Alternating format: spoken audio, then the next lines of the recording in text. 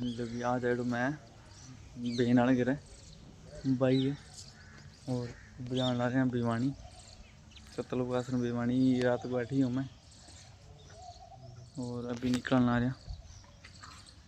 वो देख ले, वो है माई सिस्टर होम और अभी भिवानी जाना आ रहा।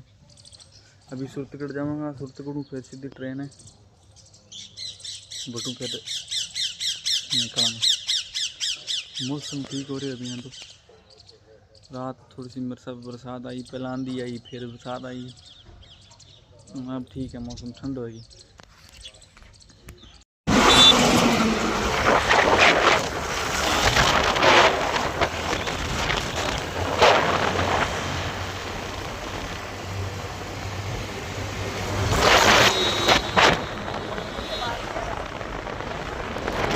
क्या बात जी